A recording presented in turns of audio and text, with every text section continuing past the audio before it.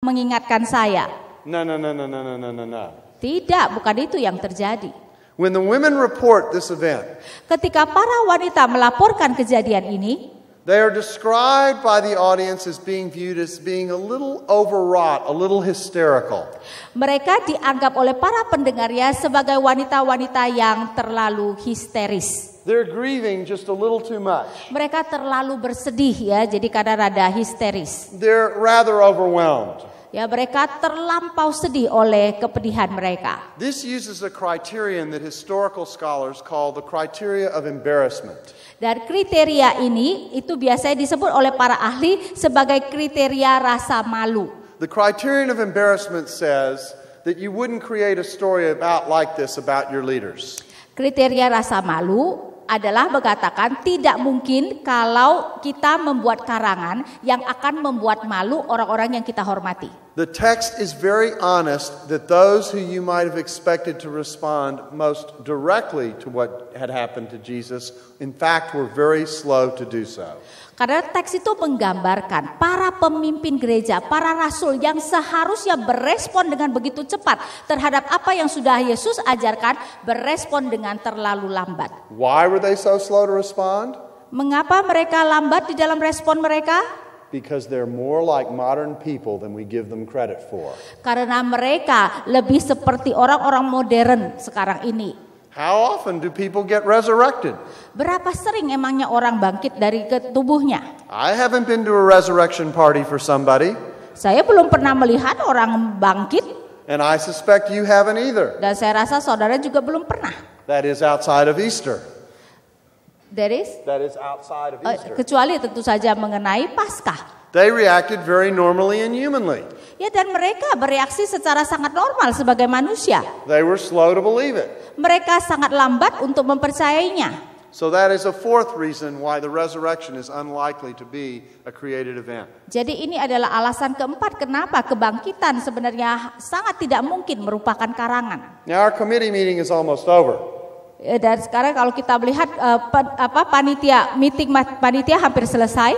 And we haven't come up with very much that we created in order to sell this religion. Dan kita belum muncul dengan banyak ide bagaimana menjual kebangkitan ciptaan kita ini. Here's the last one that I'll mention. Dan ini merupakan yang terakhir yang saya sebutkan. Why do we get no detailed individual appearances to Peter or James? Kenapa kita tidak diberikan cerita mendetil mengenai Yesus menampakkan diri kepada Petrus maupun Yakobus? If the resurrection is a created event and the appearances are created stories, jika kebangkitan itu merupakan karangan, maka penampakan-penampakan itu juga harus merupakan karangan. and if the way you give these stories their credibility is to attach them to figures of significance in the church, Dan kalau engkau mau memberikan otoritas kepada karangan-karangan itu adalah dengan melekatkannya kepada para pemimpin yang penting dalam gereja, then why is it in the biblical tradition there is no individual appearance to Peter or no detailed story of an individual appearance to James? jadi mengapa di dalam catatan Alkitab tidak ada penampakan secara pribadi kepada Petrus maupun kepada Yakobus? After all, you are the committee, Bukankah saudara adalah panitia? and the committee can do anything it wants. Dan panitia bisa melakukan apa saja yang dia inginkan. And yet in the gospel traditions Tetapi di dalam tradisi Injil that are tied to our biblical gospels, yang berkaitan dengan Injil Alkitab, we have no singular appearance to Peter and no singular appearance to James that is given in any detail. tidak ada penampakan pribadi dari Yesus kepada Petrus maupun Yakobus yang diceritakan. We have reports that it happened, Kita ada laporan tentang itu terjadi. but interestingly enough, no one fills in that gap. Tetapi menarik sekali tidak ada orang yang kemudian memberikan detilnya. That shows me a tradition Dan ini menunjukkan suatu tradisi, that is very careful about what it creates, tradisi yang sebenarnya sangat berhati-hati dengan apa yang dia tuliskan. that is very restrained about what it adds. Ya, dengan sangat membatasi apa yang kemudian dia tuliskan. Our meeting is now adjourned. Ya, sekarang rapat itu selesai. We haven't done very well. Kita belum melakukan dengan baik. The creative idea that women should lead the charge is something that isn't going to work culturally. Karena ide kreatif bahwa sang wanita lah yang akan menjadi saksi utama itu tidak bisa mendapatkan hasil yang baik secara kultur, secara budaya. But something about the tradition made it stubbornly hold to the fact that women were the first witnesses. Tetapi kita melihat bahwa tradisi terus mencatat bahwa para wanita lah yang menjadi saksi utama. Despite the fact it cut against the grain of the culture's expectations. Walaupun itu sebenarnya bertentangan dengan budaya, ekspektasi budaya pada waktu itu. But something about the tradition made it stubbornly hold to the fact that women were the first witnesses. Tetapi kita melihat bahwa tradisi terus mencatat bahwa para wanita lah yang menjadi saksi utama. Despite the fact it cut against the grain of the culture's expectations. Walaupun itu sebenarnya bertentangan dengan budaya, ekspektasi budaya pada waktu itu. And we do not put any words in Peter or James's mouth. Dan kita tidak mendapatkan atau memasukkan perkataan kepada mulut Petrus maupun Yakobus to add credibility to this difficult event. Untuk menambahkan kredibilitas dari kejadian yang sulit dipercaya ini. These stubborn elements about the tradition of the resurrection. Jadi kita melihat unsur-unsur yang konsisten ada di dalam tradisi mengenai kebangkitan. Along with one other little minor detail. Plus ada satu detail yang kecil. Suggest to us that the resurrection was a real event. Menyarankan kepada kita bahwa kebangkitan adalah suatu peristiwa yang sungguh-sungguh terjadi. Let me tell you what that minor detail is. Dan saya memberitahukan apa yang dimaksudkan dengan detail kecil tadi. Remember, you're a member of that committee that made up that event of the resurrection. Ingat bahwa saudara adalah panitia di dalam panitia yang mau menjual agama baru itu. And now someone comes to your door and they want to kill you because you have been preaching in the resurrection. Dan kemudian seseorang datang dan mau membunuhmu karena engkau sedang mengkhotbahkan mengenai kebangkitan. You're a member of the committee that made up the event. Dan engkau adalah bagian dari panitia yang mengarang cerita tersebut. And so you stubbornly say, tetapi engkau dengan keras kepala berkata, in your heart, dalam hatimu, I know we made this event up, but I'm going to have to die for it. Saya tahu bahwa ini adalah karangan saya dan saya harus mati untuk itu. Does that sound very credible? Apakah itu kedengarannya sebenarnya masuk akal? I think these people died for what they believed in. Saya percaya bahwa orang-orang ini berani mati dan mati untuk apa yang mereka sungguh-sungguh percaya. No, they did not die because they realized they had made something up that someone else didn't believe. Dan mereka tidak mati karena mereka tahu bahwa ini adalah karangan mereka dan orang tidak percaya. That's just a minor detail. Itu adalah detail kecil. In Texas we have a saying. Di Texas kita ada perkataan. Just put a pinch of this between your cheek and gum and chew on it. Ya, jadi a pinch, a little bit of food or something between your cheek and your gum and chew on it. It's chewing on something. Ya, jadi berikan sesuatu untuk kemudian kita kunyah di antara gigi dan gusi. As you're chewing on this, you're reflecting on the taste of what it is you're experiencing. Dan ketika engkau mengunyah, engkau merefleksikan rasanya. These are the kinds of details we should chew over. Dan ini merupakan detail-detail yang harus kita kunyah. And reflect upon. Dan merefleksikan. Because what they indicate. Karena apa yang mereka tunjukkan. Is that the story of the resurrection is not a story that was likely to be made up. Adalah bahwa kisah kebangkitan bukan merupakan kisah yang dimungkinkan untuk dikarang. These details are there. Detailnya ada di sana. Because the story was there. Karena kisahnya memang ada di sana. And with that comes another feature I want you to think about. Dan dengan itu ada satu fitur lagi yang saya mau supaya saudara pikirkan. Remember that reply that Jesus gave to Caiaphas? Ingat mengenai jawaban Tuhan Yesus kepada Imam Besar Kaifas? That little remark that got Jesus crucified? Perkataan Yesus yang akhirnya membuat dia kemudian disalibkan. Remember what it was? Ingat apa itu? I am. Akulah dia. The question was, are you the Messiah? Pertanyaannya adalah apakah engkau The Mesias? Son of the Blessed One. Anak dari yang diberkati. Let me paraphrase it. Saya akan memparafrasekan. Are you the Christ? Apakah engkau Mesias? That's why the word Christ is in the phrase Christianity. Karena itu Kristus ya, karena itu kenapa muncul kekristenan. He said, I am. Dia mengatakan aku. And you will see the Son of Man seated at the right hand of the Father coming on the clouds. Dan engkau akan melihat anak manusia duduk di sebelah kanan Allah Bapa dan akan datang mengendarai awan. When Jesus was answering the question of the high priest, Ketika Yesus menjawab pertanyaan imam besar, the question that meant he was going to die, pertanyaan yang akan membawa dia kepada kematian, he was telling the high priest and everyone else the test of who he was. dia memberitahukan kepada imam besar dan kepada yang lain mengenai ujian tentang siapa dia. And that test was whether or not God would vindicate him. Dan ujian itu adalah apakah Allah akan membenarkan dia atau tidak. Would God leave him dead? Atau Allah akan membiarkan dia mati. And what that text is showing Dan apa yang dikatakan di dalam teks itu, is that Jesus, when the tomb was empty, yaitu bahwa kalau nanti ternyata kuburan itu kosong, was vindicated by God. berarti Allah membenarkan dia. It also does one other thing. Dan itu juga menunjukkan satu hal yang lain. It's a GPS report on where Jesus was on the map. Itu adalah laporan GPS mengenai di mana Yesus di map. He is at the right hand of the Father. Karena sekarang berarti dia sudah duduk di sebelah kanan Allah Bapa. God vindicates Jesus to give him a seat in the throne room on the throne with God. Karena Allah membenarkan dia untuk memberikan dia kedudukan di kamar tahta di sebelah kanan Allah. And it raises the question, who can sit with God in heaven? Dan ini menimbulkan pertanyaan, siapa yang boleh duduk bersama-sama dengan Allah di surga?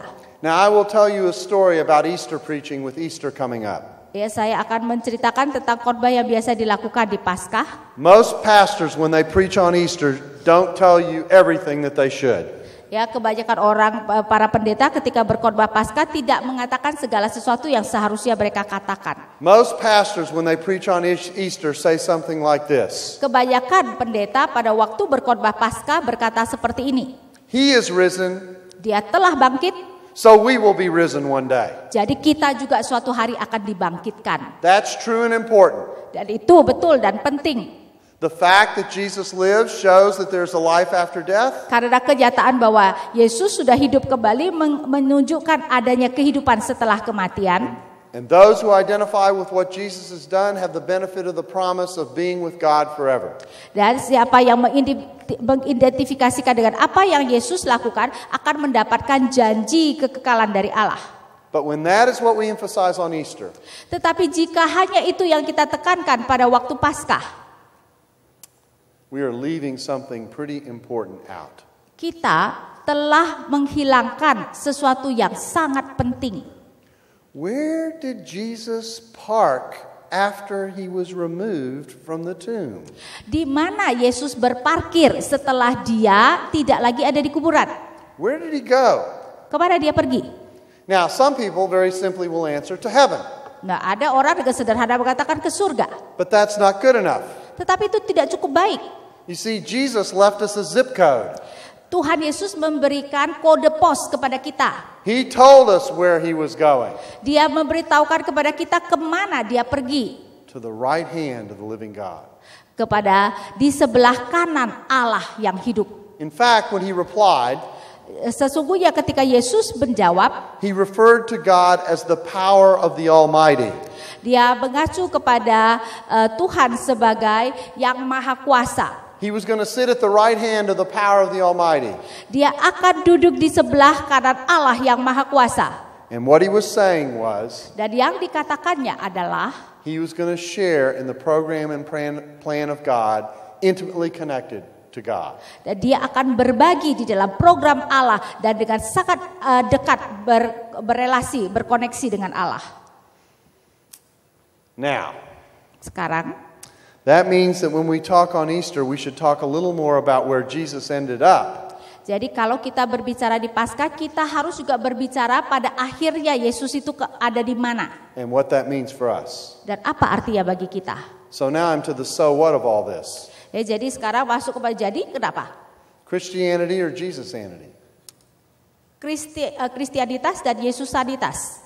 What I am saying is that what Christianity presents is an enthroned Jesus. Yang saya katakan adalah Kristianitas atau kekristenan menggambarkan Yesus yang duduk di tahta. who is at the center of the plan and program of God, yang merupakan pusat daripada program dan rencana Allah, representing both the creature in his humanity and the creator in his having been sent from heaven, mewakili ciptaan di dalam kemanusiaannya, tetapi juga mewakili Allah yang diutus dari surga. the unique anointed one of God. Seorang yang unik yang diurapi oleh Allah. He is one in a gazillion is a very big number. Dan dia adalah satu di antara triliunan, dan triliunan itu adalah suatu angka yang sangat besar. You know, when I look at your currency, I see a lot of zeros. Waktu saya melihat mata uang saudara, saya melihat banyak banget nol. This is the first place I've ever had a steak that was 110,000. Ini satu-satunya tempat saya makan steak dan harganya 110.000. I don't know whether to feel rich or poor or cheated. Saya tidak tahu apakah seharusnya merasa kaya atau miskin atau merasa tertipu. Those are big numbers you work with. Ya, saudara bekerja dengan banyak sekali angka. In fact, I notice on some of the menus people cheat. Dan bahkan saya tahu bahwa di dalam menu-menu ada orang itu melakukan penipuan. They put the zeros in the top column. Mereka menuliskan yang 3 angka 3.000-nya itu di kolom atas. And they've only put a couple of numbers next to the menu item. Dan kemudian menunya kan ditulis misalnya di atasnya sudah 1.000, begitu tinggal 45 saja gitu kan. I guess you're supposed to feel better. Saya rasa itu akan membuat saudara merasa lebih enak. My point is this. Poin saya adalah Jesus is one in a very, very, very, very, very big number. Yesus adalah satu di antara angka-angka yang sangat besar. He offers something unique and unprecedented. Dia menawarkan sesuatu yang unik yang tidak pernah ditawarkan. He offers to pay your spiritual debt. Dia menawarkan untuk membayar hutang rohani saudara. To do for you what you and I cannot do for ourselves. Untuk melakukan kepada saudara apa yang saudara dan saya tidak dapat lakukan sendiri. And in doing this, Dan di dalam melakukannya, He takes the initiative to enter into a relationship with us that is permanent.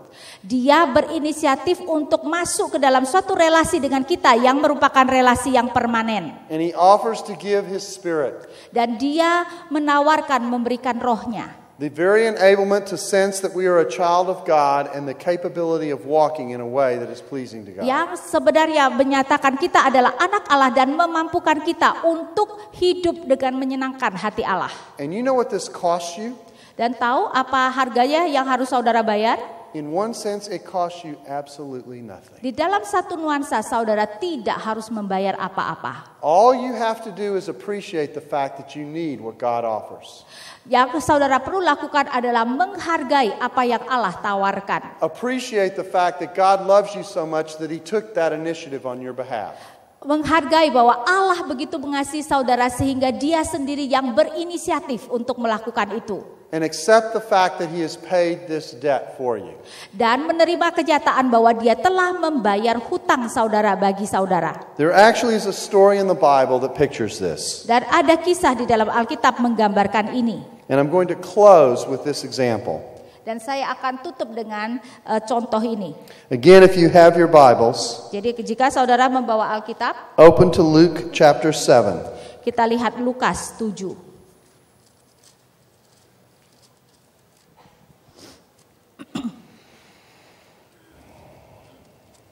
Verse 36. Ayat 36. Jesus tells a little story that's very important here. Yesus menceritakan sebuah kisah yang sangat penting di sini. The scene is a dinner. Dan skenario adalah perjamuan makan malam. If you remember back around 9:30, that's where we started with a meal. Ya, kalau saudara ingat jam 9.30 itulah sebenarnya mulai makanan tersebut. This meal is taking place in the house of a Pharisee. Dan ini terjadi di rumah seorang Farisi.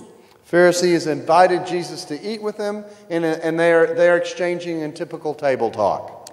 Dan seorang Farisi mengundang Yesus dan mereka kemudian biasa melakukan basa-basi di meja perjamuan. In the ancient world, when someone was invited to a meal, Di dalam dunia kuno, jika seseorang dijamu, The door was left open and people could sit around the edge to listen to the conversation between the wise teacher and those who were sitting with him at the table. Pintu dengan sengaja dibuka supaya orang kemudian bisa datang untuk kemudian duduk di sekitar sana dan mendengar pembicaraan yang terjadi antara tuan rumah dengan guru yang diundang itu. This is apparently what's happening here. Dan kelihatan itulah yang terjadi. Only there's one very big difference. Kecuali ada satu perbedaan besar. While the conversation is going on, Ketika pembicaraan itu sedang terjadi, a woman who everyone knows is a sinner seorang wanita yang semua orang kenal sebagai orang berdosa, steps from behind the edge of the room and comes forward. ya datang dari sudut ruangan dan kemudian maju ke depan Brings an alabaster flask of ointment, dan membawa buli-buli pualam berisi minyak wangi, stands at Jesus' feet, kemudian duduk di dekat kaki Yesus and cries. dan menangis. And then she begins to wipe his feet with her tears. Kemudian dia membasuhi kaki Yesus dengan air matanya Anoint his feet with the perfume, dan mengurapi kaki Yesus dengan minyak wangi tersebut and kiss his feet. dan mencium kakinya. And although this is not reported in the text, I am sure that inside the minds of the people who are watching this, there was this reaction. Walaupun ini tidak tercatat di dalam teks, saya percaya bahwa orang-orang yang ada di sana bereaksi dan berpikir dalam hati mereka. Do you see that? Apakah saudara melihat itu? Can you believe that? Apakah saudara percaya apa yang terjadi? I tell audiences today that it's a little bit like Billy Graham being at a dinner. Saya kemarin menyatakan ini seperti ilustrasi kalau Billy Graham kita undang makan. And Madonna walking in and anointing his feet. Dan kemudian Madonna datang dan mengurapi kakinya. Did you see that? Kita akan kaget. Apakah kamu terlihat apa yang Do you terjadi? believe that? Apakah kamu bisa percaya apa yang terjadi? Now, even though this woman says nothing, Walaupun wanita ini tidak berkata apa-apa, there are two views of what she is doing. ada dua pandangan mengenai apa yang dia lakukan. On the one hand, there is the view of the Pharisee who hosted the meal.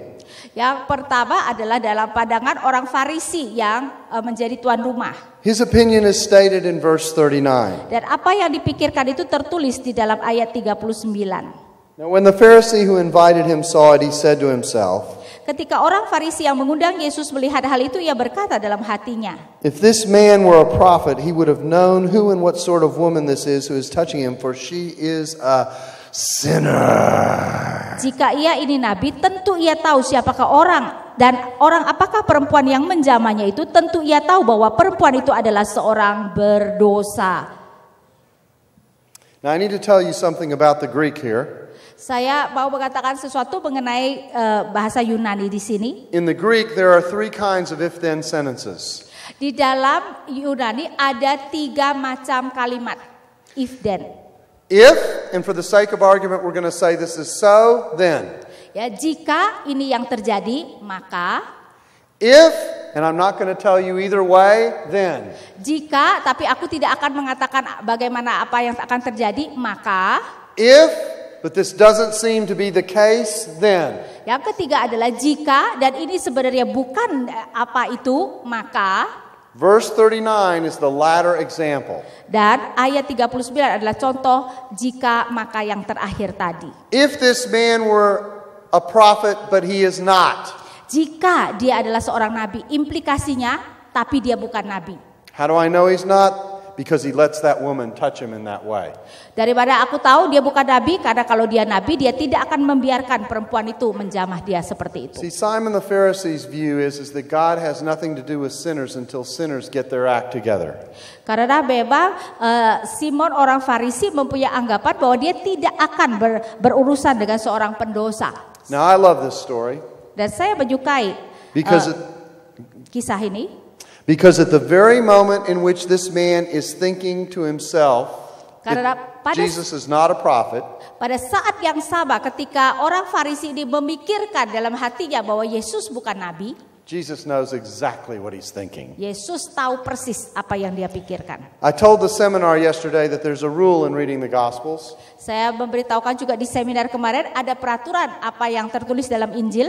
That whenever anyone is caught thinking to themselves in front of Jesus, Ketika Injil mencatat atau Alkitab mencatat seseorang berkata dalam hatinya di depan Yesus, it's bad for the person doing the thinking. itu adalah hal yang buruk bagi orang yang melakukannya. The application isn't that we shouldn't think in front of Jesus. Aplikasinya bukan berarti kita tidak boleh berpikir di hadapan Yesus. The application is we should be careful about what we think about in front of Jesus. Aplikasinya adalah hati-hatilah dengan apa yang kau pikirkan di hadapan Yesus. So Jesus goes to tell this man a story. Jadi Tuhan Yesus melanjutkan memberikan suatu cerita kepada orang ini. And here it is. Dan inilah kisahnya. A certain creditor, think of him as a banker, Ada seorang yang memberikan hutang, mungkin seperti seorang banker. had two debtors. Ada dua peminjam. One owed him 500 denarii. Yang satu berhutang 500 dinar. It's about 2.5 years worth of work. Kira-kira gaji 2,5 tahun. The other 50. Yang seorang berhutang 50. About 2.5 months worth of work. Kira-kira gaji 2,5 bulan. When they could not pay, he forgave them both. Ketika mereka tidak dapat bayar, si orang bank ini mengampuni utang mereka. Jesus asked the Pharisee, Dan Yesus bertanya kepada orang Farisi itu, which of them will love him more? siapa yang akan mengasihi Yesus dengan lebih? Simon answered, the one I suppose to whom he forgave more. Yesus menjawab, orang yang kau bebaskan hutangnya yang lebih besar.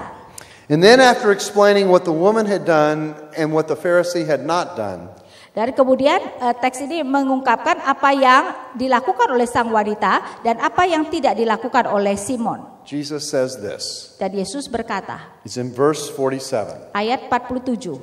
Therefore I tell you, her sins which are many are forgiven, Sebab itu aku berkata kepadamu, dosanya yang banyak itu telah diampuni.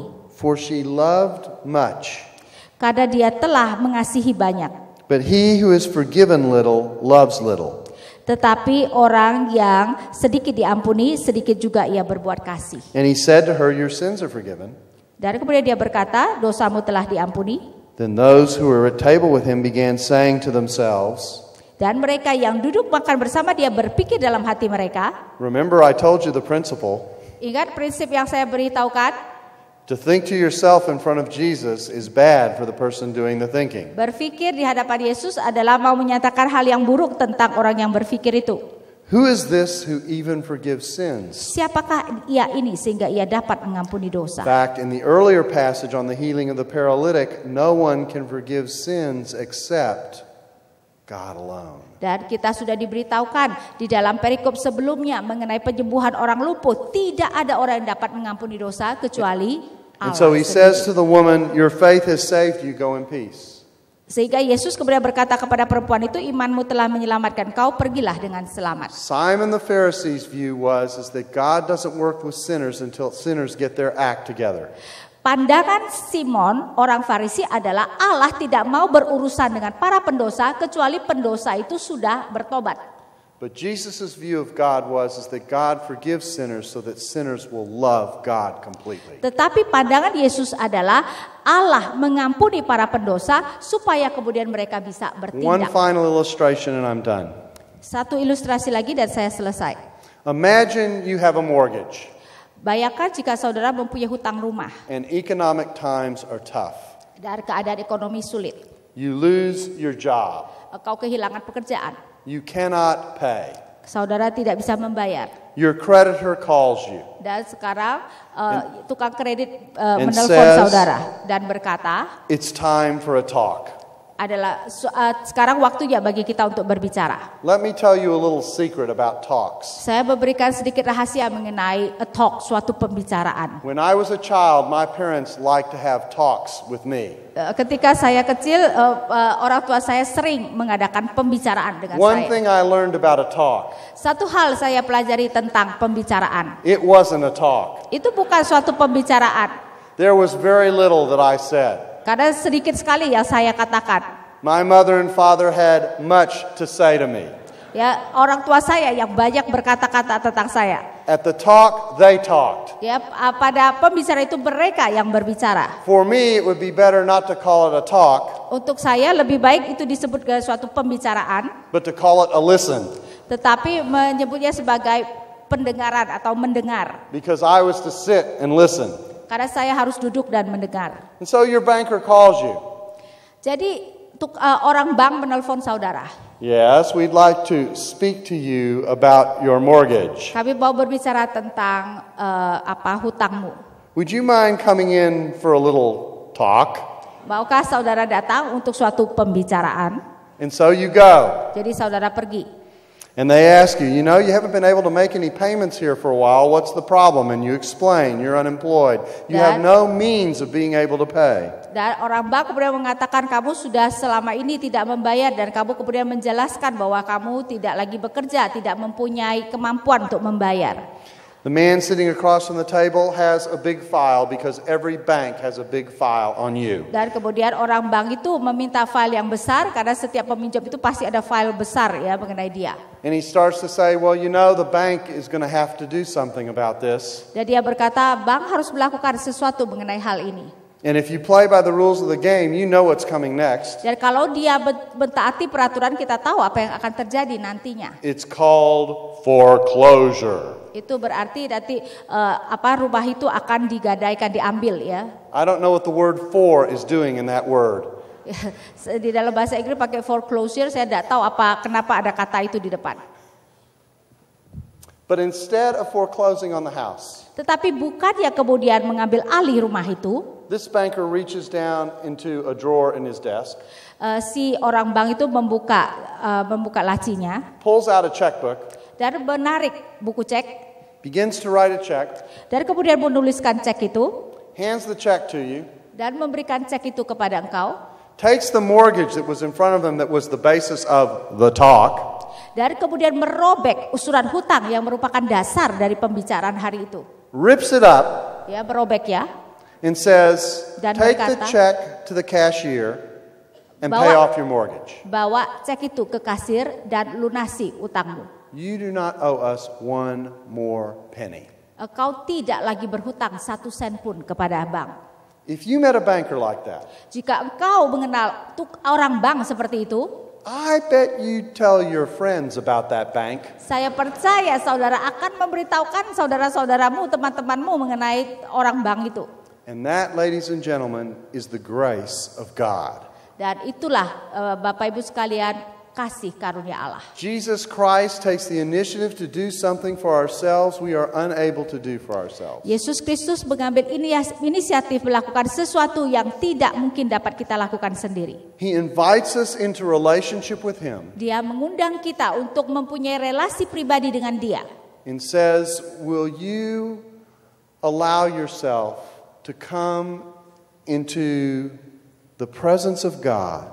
Dan berkata kepada kita, maukah engkau datang hadir di depan di hadirat Allah? Sit at the table. Duduk di meja. And consume a meal that will never, ever, ever end. Dan makan perjamuan yang tidak akan mungkin berakhir. And not only will I pay the debt that allows you to be there. Bukan saja dia telah membayar hutang yang memungkinkan kau duduk di meja tersebut. But I will give you the enablement and the privilege. Tetapi aku akan memberikan kau kemampuan dan kehormatan. The privilege of being my child. Kehormatan menjadi anakku. And of being permanently holy. Dan mempunyai status kudus selamanya. And the enablement. Dan di dalam kerajaanku. To know me. Untuk mengenalku. Walk with me. Berjalan denganku. And experience the change that will allow you to live the life you were created to live. Dan memberikan kesempatan kepada engkau untuk bisa menghidupi hidup yang memang merupakan tujuan penciptaanmu. Jesusanity, Yesusanitas, or Christianity. Atau Kristianitas. You make the call. Engkau yang memutuskan.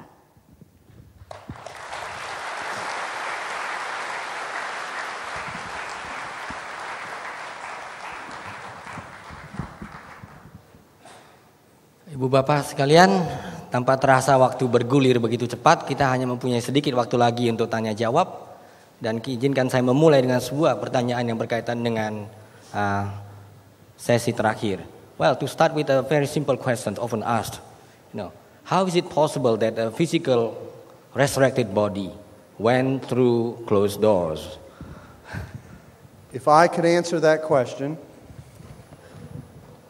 Oh, she's got to translate. Yeah, sorry. Pertanyaannya adalah, ini sering ditanyakan orang, bagaimana mungkin kalau betul tubuh Yesus itu bangkit, bagaimana mungkin dia bisa hadir di dalam keadaan kunci tertutup rapat? Oh, he translated. In one sense, if I could answer that question, Di dalam satu nuansa, jika saya dapat menjawab pertanyaan itu, then I could explain to you the mysteries of the universe. maka saya bisa menjelaskan kepada saudara misteri alam semesta. And now that I've said that I can't answer the question, let me try to answer it. Dan setelah saya berkatakan saya tidak dapat menjawab itu, saya akan mencoba menjawabnya. The body that we're talking about, Tubuh yang kita bicarakan, according to 1 Corinthians 15, menurut 1 Korintus 15, is both a body with physical attributes adalah dua-duanya mencakupi tubuh dengan atribut fisik, but it's not exactly the same matter as our physical flesh. tetapi tidak sama materinya dengan tubuh kedagingan kita. So it has different capabilities. Jadi ada kemampuan yang berbeda. Let me ask you a question. Saya mau bertanya saudara suatu pertanyaan. How is it that a Wi-Fi signal to my cell phone Bagaimana Wi-Fi memberikan signal kepada HP saya? can get through all that wood? Ya, bisa melewati sebuah kayu-kayu itu. It's a different kind of matter Karena ini adalah merupakan magnet yang berbeda. that allows us to be physically located on the one hand Yang memungkinkan kita untuk bisa secara fisik dilokasikan and allows us to move through physical reality in unusual ways on the other. dan juga memampukan kita untuk kemudian berjalan di antara materi fisik ini dengan cara yang tidak biasa. And 1 Corinthians 15 describes it as being like a seed that gets transformed into a plant. Ya, di dalam 1 Korintus 15 menggambarkan seperti satu bibit yang kemudian ditransformasi menjadi tanaman. The same stuff that is in the seed Materi yang sama di dalam bibit is the same stuff that's in the plant. adalah materi yang sama di dalam tanaman tersebut. But the plant looks and acts very differently than a seed does. Tetapi tanaman itu sendiri ya kelihatannya dan bertindak sangat berbeda dengan bibit tersebut. Now in actuality, I've actually more described an answer than given you an answer. Sebenarnya saya lebih menggambarkan jawaban itu daripada menjawab. That's the best I can do, Tapi itulah yang terbaik yang dapat saya lakukan. and it's not very good. Ya, dan mungkin tidak terlalu baik. Well, pertanyaan berikut yang masih terkait dengan kebangkitan sebelum saya alihkan nanti kepada Flor. Mengapa Yesus menunjukkan dirinya hanya kepada pengikutnya dan bukan kepada orang luar? Why did Jesus only appear to his disciples, to his followers, and not to others? It's a great question. He actually did appear to a few unbelievers. Dia sesungguhnya juga muncul kepada beberapa orang tidak percaya. We know he appeared to James. Kita tahu dia muncul kepada Yakobus. The best that we can tell, James was not a believer at the time Jesus appeared to him. Dan setahu kita, Yakobus ya pada waktu itu belum percaya kepada Yesus. At least if indications earlier on in Mark are any indication of what's going on. Jika kita bisa melihat apa yang dicatat di permulaan Markus, maksudnya Yakobus saudara Yesus ya di sini. Because as Jesus begins to emphasize his claims, Karena ketika Yesus mulai menekankan mengenai klaimnya dia, James is in the group that wants to pull Jesus aside and say, "Whoa, slow down a little bit." Yakobus itu di dalam grup yang mau sebenarnya menarik Yesus dan berkata, tolong berhenti. And of course, Paul is an unbeliever to whom Jesus appeared. Dan tentu saja Paulus juga adalah orang tidak percaya yang Yesus menampakkan diri. But then there's another principle that also exists in Scripture. Tetapi juga ada satu prinsip yang ada di dalam Alkitab. Comes at the end of the parable of Lazarus and the rich man. Yang muncul pada akhir dari perumpamaan Lazarus dan orang kaya. In which the statement is made, Di mana pernyataan kemudian dibuat, if they do not believe the Scriptures, they will not believe if someone rises from the dead. jika mereka tidak percaya pada Alkitab, mereka tidak akan percaya seseorang bangkit dari kematian. And in an ironic kind of way, Di dalam satu mungkin nuansa yang ironis, what we have been talking about in the difference between Christianity and Jesusanity apa yang telah kita baca melihat sebagai perbedaan antara Yesusanitas dan Kristianitas is an indication that despite the evidence that exists for the resurrection, adalah indikasi bahwa walaupun begitu banyak bukti tentang kebangkitan, many people, even people who study it very carefully, dan banyak orang walaupun sudah mempelajari dia begitu teliti, do not believe. tidak percaya. Why is that? Mengapa? Because miracles are Karena- next to impossible. Karena mujizat itu hampir sebenarnya merupakan sesuatu yang tidak mungkin bisa terjadi. You cannot appreciate Engkau tidak dapat menghargai what you are not willing to see. apa yang yang engkau tidak rela untuk melihat. Ya, sekarang kita bisa buka sesi tanya jawab bagian ini dulu. Ya, silakan langsung menanyakan to the point ya. Terima kasih. Nama saya Fausto Telombanua. Yesus Kristus adalah pembayar utang bagi semua orang tanpa membedakan debitur Jesus bank mana. pay the debts for all people without differentiate.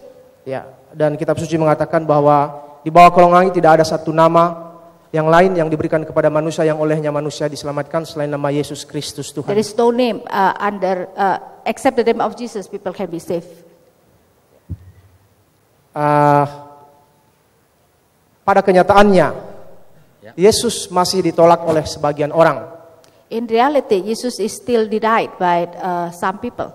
Bukan karena Yesus layak ditolak, Not because he is worthy to be rejected, tetapi karena ada satu persoalan paradigma, but because there is a paradigm matter, yakni bahwa kekristenan atau segala sesuatu yang terkait tentang Yesus sudah menjadi agama. but because whatever concerning Jesus is already become a religion. Kita sudah mengkotakkan Yesus ke dalam apa yang kita sebut agama Kristen, dan orang lain pun sudah mengeksklusif. Pak, bisa tolong pertanyaannya ya? Baik Pak. Ya, itu tadi pengantarnya bagus, tapi tolong pertanyaannya langsung. Terima kasih. Saya belum membaca buku Profesor Darrell mengenai Dethroning Jesus, tetapi saya mohon komentar Profesor mengenai ada sebuah paragraf di sini. Saya sedang menulis buku saat ini. Paragrafnya berbunyi seperti ini. Sehubungan tadi dengan paradigma kekristenan, yakni bahwa orang-orang telah menjadikan agama itu Kristen sebagai agama.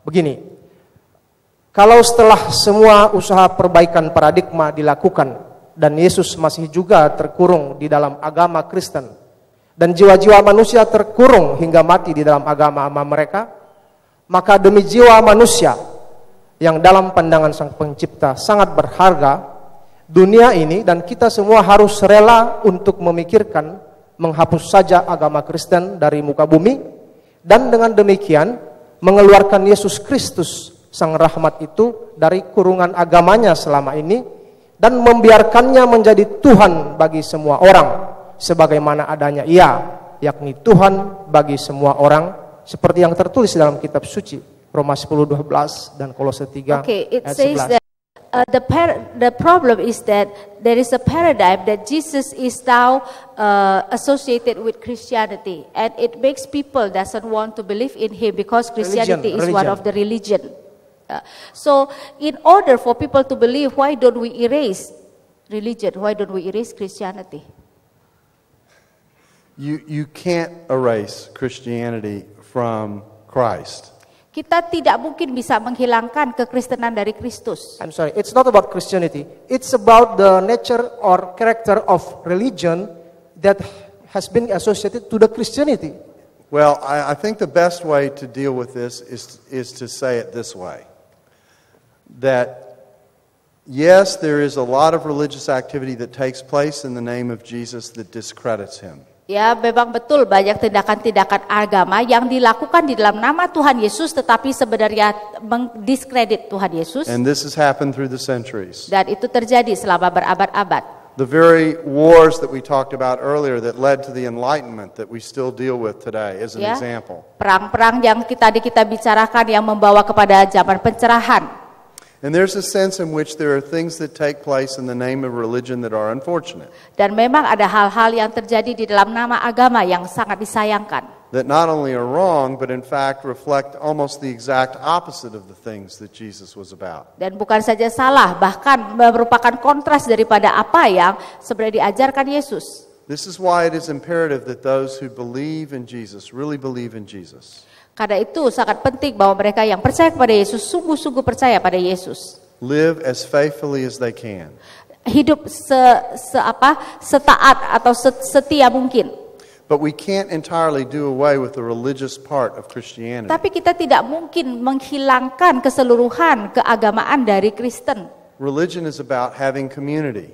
Karena agama itu adalah mengenai adanya komunitas. Religion is about gathering together to worship. Agama adalah mengenai kita berkumpul bersama untuk beribadah.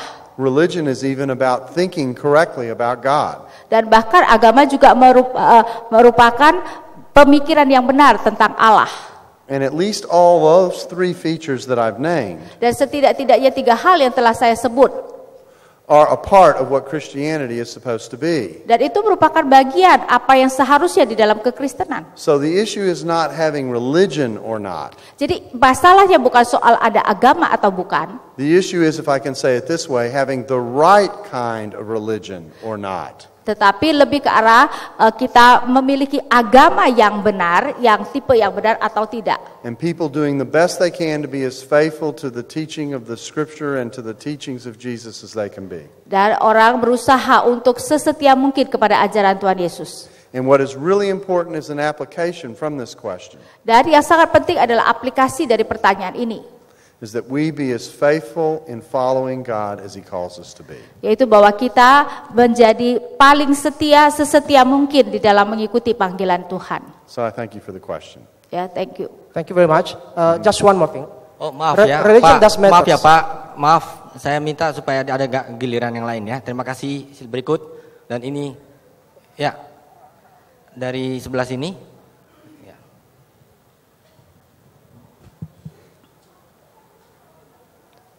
First of all, thank you, Professor Darrell, for presenting Christianity and Christianity today. Pertama, pertanyaan kami adalah, di awal presentasi ini, kami telah mendengarkan CV dari Profesor Darrell L. Block, PhD. Pertanyaan kami sederhana sekali, apakah Profesor Darrell pernah mempunyai pengalaman melayani jemaat atau gereja? Have you ever been serving a congregation in your experience? Itu yang pertama. Yang kedua, kami melihat di sesi pertama dan sesi kedua, Profesor Darrell selalu mengutip Yohanes Pembaptis, yaitu seperti yang diceritakan di Matius 3:11. Ya, oke. Pertanyaan kami adalah, praktek kekristenan maupun jemaat maupun hamba Tuhan khususnya di Indonesia adalah beberapa melakukan baptisan dengan air seperti yang dilakukan oleh Yohanes Pembaptis. Pertanyaan kami adalah, Yohanes Pembaptis juga mengatakan Yesus lebih besar dan dia akan datang membaptis dengan roh. Pak, maaf ya Pak ya, Bapak bisa to the point enggak ya? Ya, jadi pertanyaannya bagaimana? Kalau kami tidak boleh bertanya, saya pikir kami pulang saja. Bukan itu. We have been patient to listen those presentation. Now we are questioning. Begini Pak, you are not allowed. Saya bisa tanya satu kalimat, tapi itu substansial gitu. Nah, tolong Pak, ya, jadi pertanyaannya. Pertanyaan kami, bagaimana menurut Profesor Darrell tentang gereja yang mempraktekkan baptisan air, mempercayai ada baptisan roh, tapi tidak ada exercise tentang itu, dan bagaimana gereja yang melakukan baptisan? Ya, terima kasih Pak. Kayaknya udah intinya udah sampai itu. Ya, terima kasih. Ya. Talking about the church who believe in the water baptism but does not do the spirit baptism. Part of the problem here is defining what we mean by the baptism of the Spirit. Ya, dalam hal ini mungkin kita harus mendefinisikan apa yang dimaksudkan dengan baptisan roh. The baptism of the Spirit that we're talking about Baptisan roh yang kita bicarakan is the baptism of the Spirit that leads to new life in Jesus Christ. adalah baptisan roh yang kemudian membawa kepada kehidupan baru di dalam Kristus. The passages that we are talking about that refer to this Dan apa tadi perikop yang kita baca itu mengacu kepada ini. is the picture of the living water that wells up in the life of people, that is the presence of the Spirit in the lives of people. Adalah hadirnya air hidup yang meluap di dalam kehidupan orang yang menjadi bukti daripada adanya roh. Or what Paul calls being empowered, or what Luke calls being empowered with the Spirit of God, which enables us to share Jesus. Dan Lukas katakan sebagai kita diberikan kuasa oleh Allah untuk bisa mengabari Injil. Or what Paul describes as the Spirit of God in Romans, which enables us to walk as children of God and obey God. Dan yang Paulus katakan sebagai roh Allah yang memampukan kita untuk hidup seperti anak-anak Allah. That is the baptism that we're talking about. Itulah baptisan yang kita bicarakan. That is the baptism that represents the presence of the Spirit in the life that seals the person into the new community that is the body of Christ. Jadi baptisan yang kemudian memateraikan seseorang dan menjadikan seseorang itu bagian dari kehidupan komunitas orang beriman. And that's what I mean when we're talking about referring to the Spirit's baptism. Ya, jadi itu yang dimaksudkan dengan baptisan roh. Ya, ini pertanyaan yang berikut mengenai ini tertulis ini. Ada teori yang mengatakan bahwa bukan Yesus yang disalib, tapi orang lain. Bagaimana kita membuktikan bahwa Yesuslah yang ada di kayu salib? There is a theory said it is not Jesus who was being crucified, but someone else. How do we prove that it was Jesus who was crucified? I think the disciples knew who was crucified. Saya rasa para murid sadar sekali bahwa dia disalibkan. Is that a short enough answer? Apakah itu cukup singkat jawabannya? Itu ada pertanyaan. He asked, was you pastoring? Were you ever pastoring a church? Oh, yes, I've pastored a church. Ya, sudah pernah. Oke, ini pertanyaan yang lebih umum. Saya rangkum dari berbagai masukan. Apakah Jesusanity atau Jesusanitas itu bidat? Seperti yang dikatakan Paulus tentang ajaran Injil palsu. Is Jesusanity can be called heresy? Like Paul said about the teaching of the false gospel. Well, I think that anyone who preaches that Jesus is merely a prophet Saya rasa seseorang yang mengkhotbahkan bahwa Yesus hanyalah seorang nabi is not presenting the Christianity that is the biblical faith. tidak memberikan gambaran kekristenan seperti yang menjadi iman di dalam Alkitab. Would I call that a heresy? Apakah saya akan mengatakan itu sebuah bidat? In many cases, yes. Di dalam banyak kasus ya. The reason I'm hesitating to give a blanket answer Kenapa saya ragu-ragu untuk memberikan itu jawaban yang pasti? is because there are varieties of ways in which people view the relationship of Jesus to his messiahship. Ya, karena memang banyak beraneka ragam pandangan orang mengenai Yesus dengan kemesiasannya. And his messiahship to the idea of being son of God. Dan kemesiasannya merupakan ide bahwa dia adalah anak Allah. So I don't want to issue in this kind of a setting a blanket statement that could be misunderstood. Ya, jadi saya tidak mau memberikan jawaban yang absolut yang bisa kemudian disalah mengerti. Let me just say it this way. Jadi saya hanya mengatakan ini saja. People who think that Jesus is a prophet only Orang yang berpikir bahwa Yesus hanyalah seorang nabi are in the same place as the people that Jesus asked the disciples about at Caesarea Philippi. adalah orang-orang yang dia tanyakan kepada para murid mengenai siapa yang mengatakan aku ini, dan mereka kan menjawab seorang nabi. And what marked Peter out from those people Dan Markus melihat orang-orang itu is that he understood that Jesus was uniquely sent by God and anointed by God to be at the center of God's program. Dan Petrus berlawanan dengan orang-orang tersebut, mengerti bahwa Yesus secara unik diutus oleh Allah. Jadi bukan hanya seorang nabi. Where the people were was not good enough. Ya, jadi apa keadaan orang-orang pada waktu itu menganggap Yesus sebagai nabi itu tidak cukup baik. I'm talking about the people who were giving their opinions as Peter reported them at Caesarea Philippi. Ya, jadi orang-orang yang menganggap Yesus hanya sebagai nabi saja. Okay, the time is up. Well, thank you all very, very much. I appreciate your taking the time to come.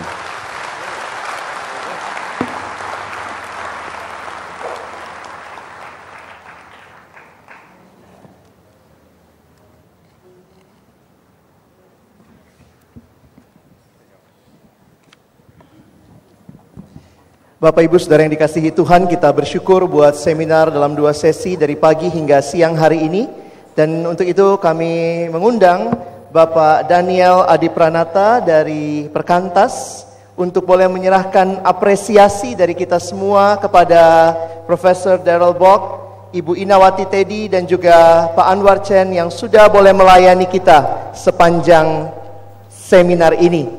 Would you please stand up? We would like to give our appreciation to you. Thank you very much. Silakan untuk boleh diberikan pertama kepada Profesor Darrell Bock. Would you please come forward? So, thank you very much. Selanjutnya, Pak Daniel akan menyerahkan kepada Ibu Inawati Teddy yang sudah boleh juga menolong kita di dalam menerjemahkan. Terima kasih untuk Ibu Ina.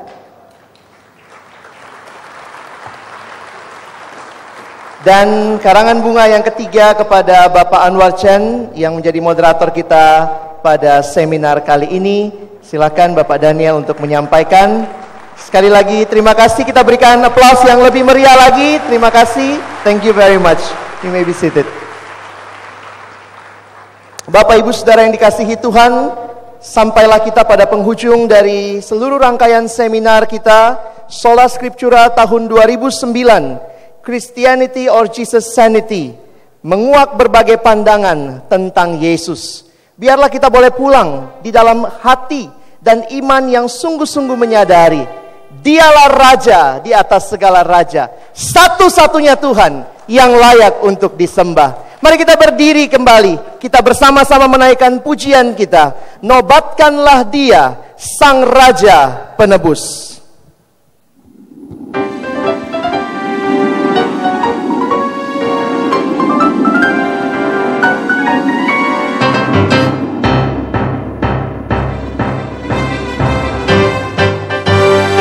Nobatkanlah Dia, Sang Raja Penebus.